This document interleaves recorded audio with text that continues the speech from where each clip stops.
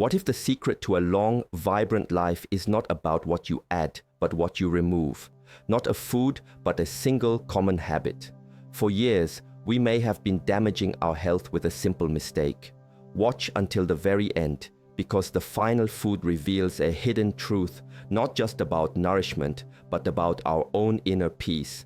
It is the most important lesson. Sun's essence. Let us begin our exploration with a fruit that holds the warmth of the daylight within it. We call it the tomato, but perhaps we can see it for what it truly is, a vessel of concentrated sunlight, a manifestation of the summer's energy. It spends its life absorbing the gentle fire from the sky, its skin blushing from green to a vibrant red under this constant caress. Its entire being is attuned to warmth, to the living pulse of a sun-drenched field. It is a creature of heat and light. To understand this is to understand its needs, and by extension, our own. When we bring this fruit into our homes, our responsibility is to continue honoring its nature, not to betray it. Yet, what is the first action many of us take? We place it into a dark, cold box. The cold is a profound shock to its system. It is an act of violence against its inherent nature. Imagine being taken from a warm, sunlit embrace and plunged into a cold, sterile chamber. The delicate processes within the fruit, the subtle enzymatic activities that continue to ripen it, to deepen its flavor and develop its soul, they are not just slowed, they are halted, they are stunned into submission. A membrane inside the fruit's walls is broken by this artificial cold, which is what changes its texture from firm and yielding to something mealy and lifeless. It stops its journey of becoming. The cold not only damages the physical form, it fundamentally alters the energetic quality of the food. The life force, the chi, that it so carefully gathered from the sun, is diminished. It becomes dormant. What you are left with is a shadow of the fruit it was meant to be. When we, especially as we age and our own inner digestive fire becomes more precious, consume this stunned food, we are introducing a kind of disharmony into our bodies. We are asking our systems to digest something that is energetically confused. It is like trying to build a warm fire with damp, cold wood. It takes more effort, it produces less warmth, and it creates smoke, which in the body can be seen as dampness or stagnation. The invitation here is one of respect. Allow the tomato to live on your counter, in a bowl where air can circulate. Let it breathe. Let it continue its gentle relationship with the warmth of your home. In doing so, you are not just preserving its taste, you are preserving its life force. When you eat it, you are then partaking in that vibrant, sun-filled energy. This is not just a culinary tip, it is a practice of mindfulness. It is a small but powerful way to align our daily actions with the rhythms of nature. Before you chill a being of the sun, pause. Ask yourself if you are honoring its journey, and by doing so, honoring your own body's quest for balance and warmth. Earth's foundation. Now, let us turn our gaze downward to the energy of the earth itself. Consider the potato. This is not a creature of the sun. It grows in the darkness, in the quiet, cool embrace of the soil. It is a storehouse of the earth's deep, stable, grounding energy. Its purpose is to be a foundation, to provide slow, steady nourishment. Its entire composition is designed for the stable coolness of its underground home. It is perfectly content in the dark, away from the light, breathing in the stillness of the deep earth. This is its nature. It is a being of patience, of quiet consolidation. We must understand this quiet nature to properly care for it. When we bring it from the soil into our kitchen, its needs are simple. It asks for a similar environment, cool, dark, and with good ventilation. A paper bag in a pantry, a cellar, or a quiet cupboard is its temple. This environment allows it to rest, to maintain its starchy integrity, to remain in its state of stable, potential energy. This is the energy our bodies recognize and can easily break down for fuel. It is the food of stability. But we often make a critical mistake, believing that colder is always better for preservation. We place it into the intense, humid cold of the refrigerator. This action, born from a desire to preserve, creates a state of alarm within the potato. The shock of the severe cold triggers a defense mechanism. The potato fears it will freeze, so it begins to convert its complex starches, its stored, stable energy, into simple sugars. It is a desperate act of survival, changing its very composition to lower its freezing point. The potato is in a state of stress, so when we later cook this stressed potato, the high concentration of sugar reacts with amino acids, a process that can form compounds that are not beneficial for our health. We have, with good intentions, created a less harmonious food. More than the chemical change, we alter its essential character.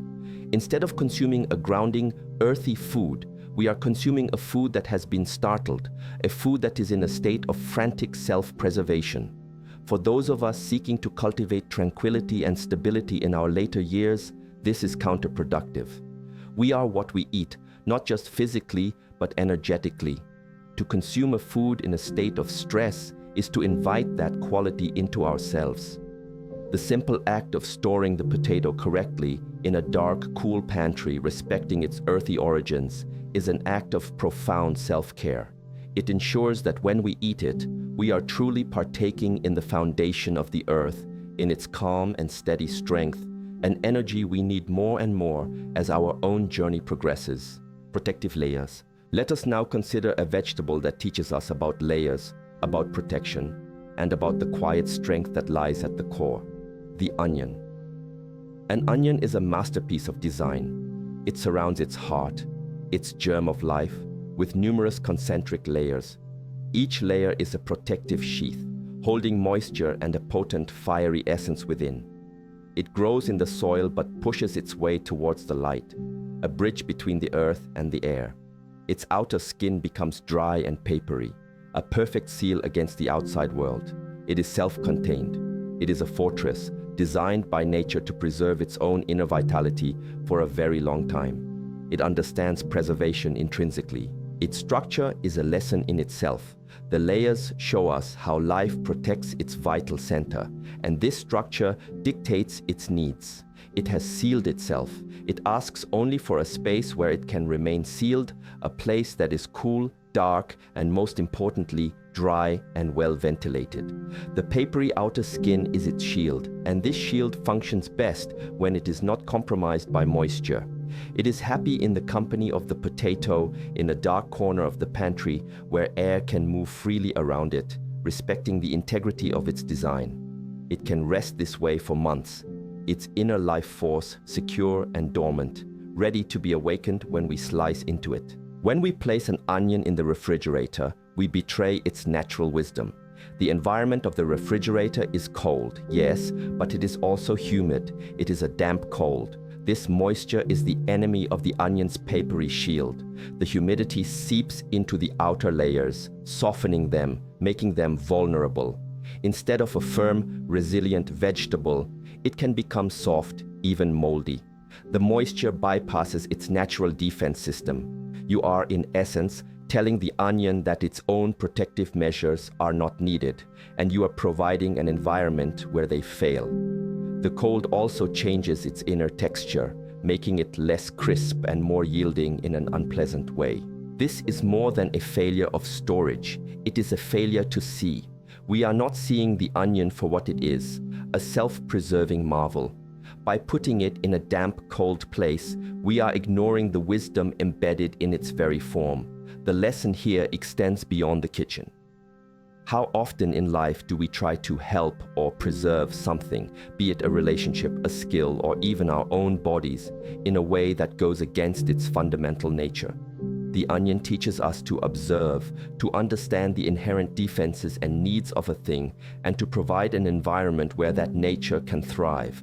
By giving the onion the simple gift of a dry, dark space, we honor its strength, and we receive in return its full, fiery, and vital essence, untainted by our well-intentioned but misguided interference. Inner fire. Now we turn to a small but incredibly powerful member of the allium family, a small bulb that holds an immense inner fire. Garlic.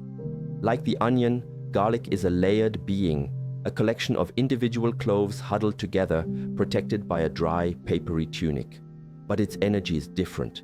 It is more concentrated, more pungent, more intensely fiery.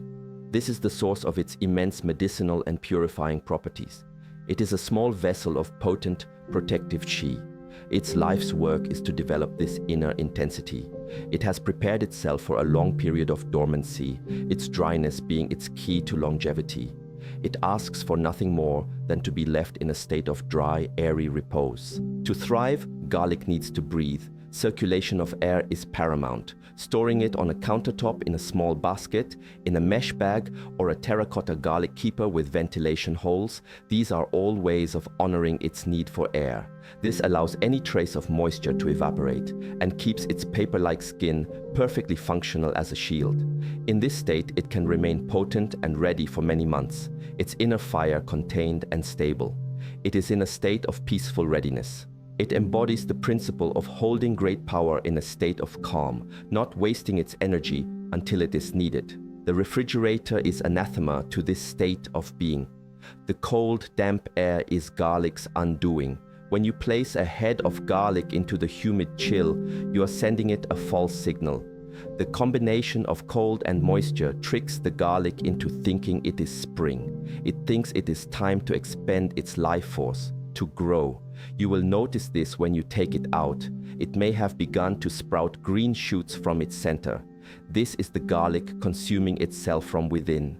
It is using up its stored, fiery energy to create new life. The cloves themselves will become soft, rubbery, and lose their pungent medicinal quality. You have prematurely aged it. You have triggered its final act before its time. This premature sprouting is a profound lesson. We are taking a food that is a symbol of dormant power and forcing it into a state of agitated and ultimately futile activity. We are consuming a clove that has already spent its greatest strength. As we seek to preserve our own vitality, especially in our senior years, we should seek to align ourselves with foods that are in their optimal energetic state. By storing garlic in the way it asks, in an open, dry, airy space, we are practicing a form of energetic discipline. We are respecting its natural cycle of dormancy, and when we finally use it, we are rewarded with its full, unspent, and potent inner fire, a fire that can then serve to strengthen our own. We learn from the garlic to conserve our own energy, to not expend it needlessly, and to honor the natural cycles of rest and activity. Nature's gold. Let us now contemplate a substance that is not truly a plant or an animal, but a gift, a golden treasure gathered by the tireless work of bees, transformed from the nectar of 1,000 flowers. We speak of honey. Honey is a miracle of preservation. It is one of the very few foods on this earth that, when sealed properly, will simply never spoil.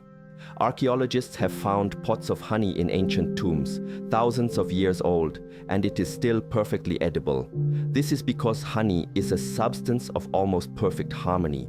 It has a very low water content and is highly acidic, creating an environment where bacteria and microorganisms simply cannot grow. It is nature's sealed vessel of sweetness and energy. This act is a deep metaphor. We take something that is naturally perfect, that is a symbol of effortless preservation, and through our ignorance and our desire to control it, we damage its very nature. We make it hard and inflexible. The lesson of honey is one of trust. We must trust in the wisdom of nature. Honey teaches us that some things are best left alone, that our constant need to improve or preserve through artificial means can be detrimental. As we age, we can learn from this. Perhaps the key to our own well-being is not always in doing more, but in trusting the natural wisdom of our bodies and our world. By keeping honey in the pantry, we practice this trust. We honor its perfection. And in doing so, we are reminded that true preservation often comes not from struggle, but from gentle acceptance of what is already whole, life's staff. Let us consider one of the most fundamental foods of human civilization, something so basic we call it the stuff of life. We speak of bread. Bread is a living thing. It begins as dormant grain, is ground, and then brought to life with water and yeast. It breathes, it rises, and then it is transformed by fire in the oven. What emerges is a food with a tender, moist interior, known as the crumb, and a crisp, firm exterior, the crust. The balance between this soft inside and protective outside is the very soul of a good loaf. Its life after baking is a delicate and rapid journey. It wants to be eaten, to share its energy while it is at its peak of freshness. The journey of bread after it has cooled is one of constant change.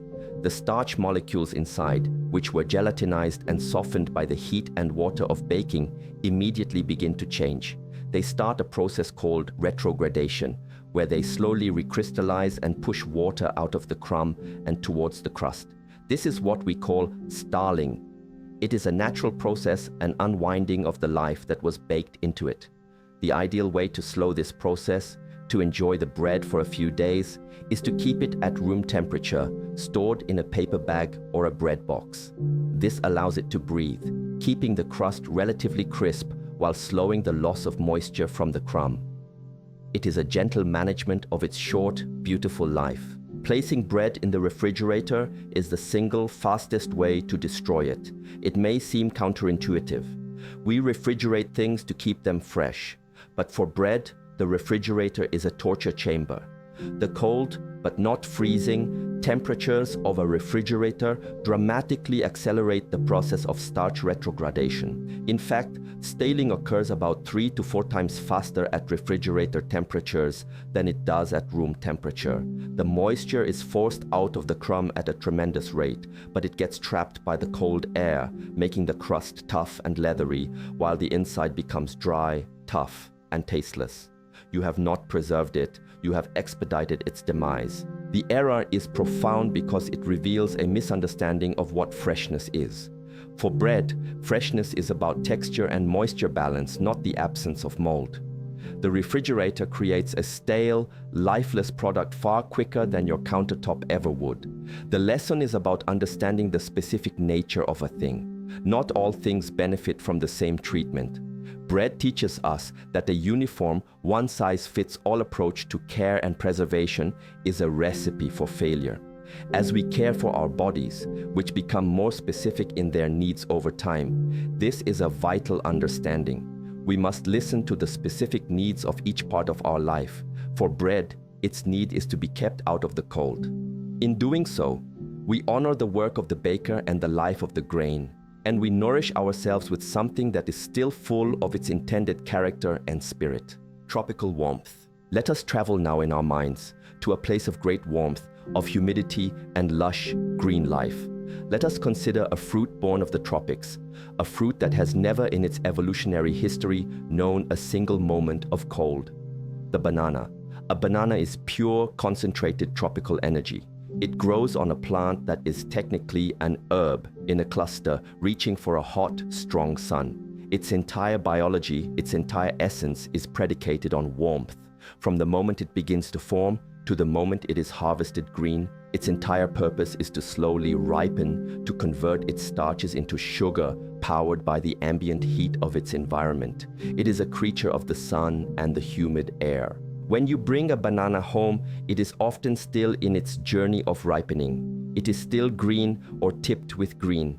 It needs to continue this journey in your care. Leaving it on the counter is the only way to allow this natural process to complete itself. The warmth of your kitchen allows the enzymes within the fruit to continue their work, breaking down complex carbohydrates into the sweet, easily digestible sugars that give the banana its characteristic flavor and energy. Its peel, a natural indicator of its inner state, tells the story, moving from green to yellow and then developing brown spots or sugar spots, which indicate peak ripeness and sweetness. This is the banana fulfilling its destiny. Placing a banana, especially a green one, into the refrigerator is an act of deep confusion for the fruit. It is an environmental shock it is utterly unprepared for. The cold temperature immediately halts the ripening process. The enzymes that sweeten and soften the fruit are completely deactivated. The banana will not get any riper, but something else happens. The cold damages the cells in the peel, causing them to release an enzyme that turns the peel a dark, unappetizing black. So you end up with a banana that is black on the outside, but still unripe, starchy and bland on the inside. You have arrested its development and sickened its skin. Here we find a powerful teaching. You cannot force a thing to ripen in an environment that is hostile to its nature. The banana shows us the importance of providing the right conditions for growth and maturation. Pushing something into a state it is not ready for, or putting it in an environment that shuts down its potential, leads only to a stunted and dissatisfying outcome. This applies to our skills, our relationships, and our own inner development. As we age, we may feel the need to rush things or to hold on to them too tightly. The banana, in its patient yellowing on our counter, teaches us to allow things to ripen in their own time, in their own warmth. To honor the banana is to practice patience and to provide the conditions for life to naturally unfold. Patient ripening. Let us explore another fruit that teaches a profound lesson in patience, a fruit that is a vessel of nourishing fats and creamy texture. The avocado.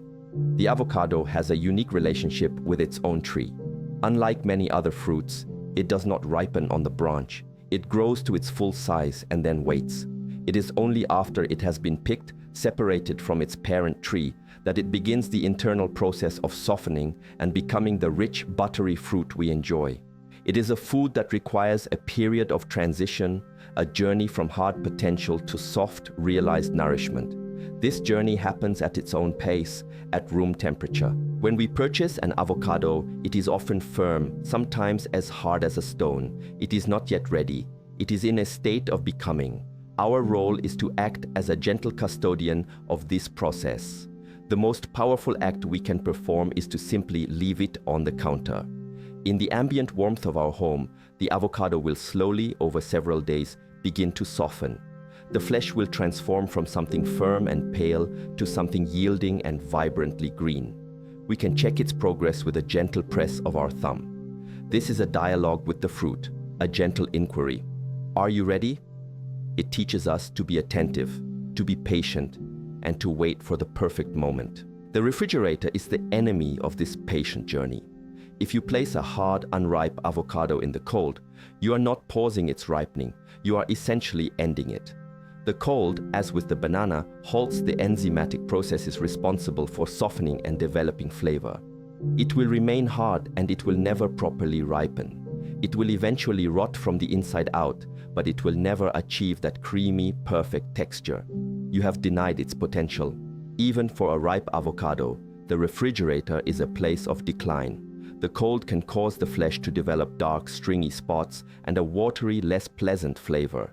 It is a temporary hold at best, but it is not an ideal home. The deepest wisdom the avocado offers us is about readiness. We must allow things and people and ourselves the time and the right conditions to become ready. To force an outcome, to rush the process by applying the wrong tool, in this case, the cold, results in failure. How many projects have we abandoned? How many skills have we failed to develop because we did not have the patience to see them through their awkward, unripe phase? The avocado on the counter is a daily reminder.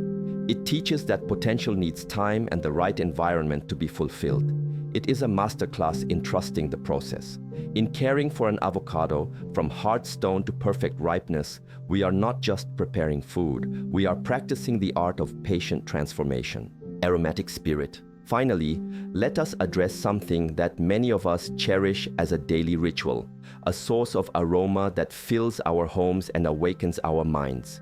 We will talk about coffee in its whole bean or ground form. Coffee is a seed, the roasted pit of a fruit. The roasting process is a fiery transformation that unlocks hundreds of aromatic compounds. These oils and fragile chemical structures are the very soul of the coffee. They are what give it its enchanting aroma and its complex flavor. Coffee after roasting is in a state of release. Its spirit, its aroma, is volatile. It wants to escape and fill the air. Our goal as lovers of coffee is to preserve this aromatic spirit for as long as possible. The great enemies of roasted coffee are oxygen, light, heat, and moisture. To preserve its soul, we must protect it from these elements. The ideal storage is an airtight, opaque container, kept in a cool, dark place like a pantry or a cupboard. This minimizes its exposure to the forces that would rob it of its precious oils and aromatics. In this protected state, the coffee's spirit remains largely intact, waiting to be released by hot water in the moment we choose to brew it. We are acting as guardians of its essence, preserving its potential for that perfect cup. It is an act of focused care, of protecting a volatile and precious thing from degradation. Many people, believing they are champions of freshness, place their coffee in the refrigerator or even the freezer. This is a fundamental error in judgment, born from a deep misunderstanding of coffee's nature. Coffee beans are porous and hygroscopic, meaning they readily absorb moisture, odors, and tastes from the air around them. A refrigerator is a humid environment filled with the aromas of everything else within it: onions, leftovers, cheeses. Placing coffee in this environment is like placing a sponge in a puddle of scents. The coffee will absorb these foreign aromas, tainting its own pure flavor. Your beautiful single-origin coffee can end up tasting vaguely of last night's dinner. Furthermore, the act of moving coffee in and out of the cold creates condensation. Every time you open the container, the cold beans meet the warmer, moist air of your kitchen, and tiny droplets of water form on their surface. This moisture is a primary enemy, accelerating the staling process and damaging the delicate oils. You are actively washing away its soul. The lesson here is subtle but crucial. It's about recognizing the hidden properties of things. Coffee teaches us that it is porous, that it is an absorber of its environment. And this is a reflection of ourselves. Our own minds, our own spirits are also porous. We absorb the energies and attitudes of the environments we place ourselves in. To protect the purity of your coffee is to practice protecting your own spirit from the negative or chaotic energies that surround you. Keep it sealed in the dark, and you preserve its and your integrity. This journey through our kitchens has not truly been about 9 foods. It has been an exploration of relationship, a relationship with nature, with energy, and with the very sustenance that builds our bodies. To leave a tomato in the sun, to give an onion air to breathe, to allow an avocado the time to ripen. These are not chores. They are small acts of awareness. They are a dialogue with life itself. In these simple choices, made in the quiet of our own homes, we move from passive consumption to active, mindful partnership. We cease to be careless masters and instead become thoughtful custodians. This is where true health begins, not in a complicated diet, but in a simple shift of perception. And in nurturing our food, in honoring its nature, we learn most profoundly to nurture the very essence of our own being. I am 72 years old, and I feel like I've just been given a secret map to my own kitchen. For 50 years, I've been putting my garlic in the fridge, wondering why it always sprouted. The thought that I was sending it a false spring and making it expend its energy completely reframed everything for me. It's not about food rules, it's about respect for life's energy. Thank you for this wisdom. I'm going to look at my pantry with new eyes tomorrow morning.